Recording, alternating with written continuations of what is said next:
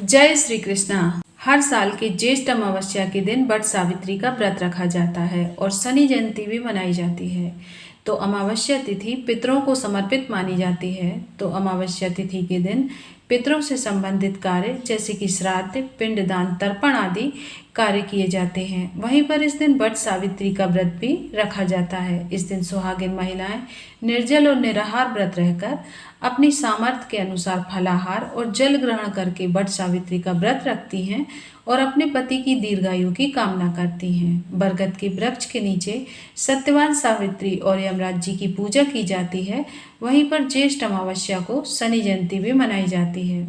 इस बार शनि जयंती के दिन वर्षों के बाद शनिवार का दुर्लभ संयोग पड़ रहा है और स्कंद पुराण और अन्य ग्रंथों में उल्लेख मिलता है कि शनिवार के दिन जब शनि जयंती हो तो इसका महत्व 2 गुना बढ़ जाता है और शनिवार के दिन पड़ने वाली अमावस्या को शनिचरी अमावस्या कहा जाता है। यह सबसे शक्तिशाली और प्रभावशाली मानी जाती है। ऐसे में ज्येष्ठ अमावस्या के दिन पितरों के निमित्त श्राद्ध, तर्पण, पिंडदान आदि करना और बरगद के वृक्ष की पूजन करना, शाम के समय शनि देव पर तेल अर्पित करना और शनि चालीसा का पाठ करना सबसे महत्वपूर्ण माना जाता है। इस दिन गंगा जी में स्नान करना या फिर अन्य पवित्र नदियों में स्नान करना समस्त पापों का नाश करने वाला होता है। अगर पवित्र नदी में स्नान करना संभव ना हो तो नहाने के पानी में गंगा जल और काले तिल डालकर स्नान अवश्य कीजिए। और ज्येष्ठ का महीना कई मायनों में खास होने वाला है, क्योंकि इस बार ज्येष्ठ के महीने में अधिक मास यानी कि पुरुषोत्तम मास, जैसे हम मलमास के नाम से भी जानते हैं, वह लगने वाला है और इस महीने में कई पावन त्योहार आने वाले हैं। तो अमावस्या तिथि 16 मई दिन शुक्रवार को सुबह 5:12 से शुरू होगी और 17 मई रविवार को तड़के 1:30 पर, यानी कि देखा जाए तो शुक्रवार की रात ही 12 बजे के बाद से यह समय होगा, तब अमावस्या तिथि का समापन होगा। क्योंकि शुक्रवार को ही अमावस्या तिथि प्राप्त हो रही है, तो ऐसे में 16 मई के दिन शनिवार को ही ज्येष्ठ अमावस्या रहेगी। व्रत इसी दिन रखा जाएगा। वट सावित्री का व्रत भी इस दिन रहेगा और शनि जयंती भी 16 मई शनिवार को ही मनाई जाएगी। इस दिन ब्रह्म मुहूर्त सुबह 4:12 से 5 बजे तक रहेगा और सूर्योदय होगा 5:49 पर। सूर्यास्त होगा शाम 6:57 पर। अभिजीत मुहूर्त होगा 11:56 से लेकर दोपहर 12:49 तक रहेगा।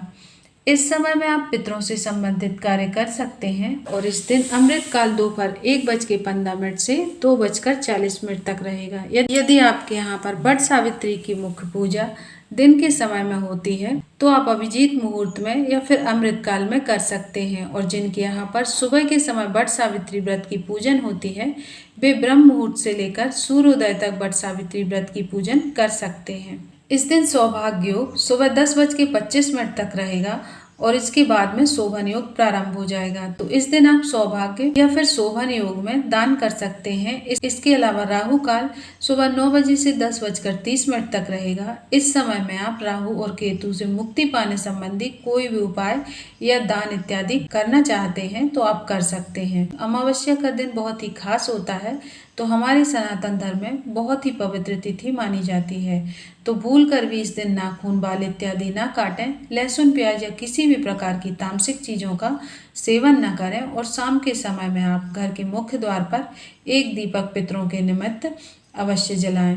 बहते हुए जल में दीपदान अवश्य करें। आपके आसपास जो भी पवित्र पौधे हैं वहाँ पर भी आप दीपदान कर सकते हैं। अमावस्या के दिन किया गया दान और पूजा पाठ इत्यादि कई गुना फल प्रदान करने वाले होते हैं। इसलिए अगर हो सके तो इस दिन उपवास भी अवश्य रखें और शनिदेव की पूजा करके शनि चालीसा का पाठ करें। तो यह थी आज की वीडियो। अगर आपको आज की जानकारी पसंद आई हो तो इसे अपने परिवार और दोस्तों में ज़्यादा से ज़्यादा शेयर करें, ताकि वह भी सही जानकारी के साथ पूजन कर सकें और ऐसी ही पूजा विधि और व्रत से जुड़ी जानकारी प्राप्त करने के लिए हमारे चैनल प्रियंका धर्म ज्ञान को सब्सक्राइब कर लें। मिलते हैं अगले वीडियो में। धन्यवाद। राधे राधे। जय श्री कृष्णा।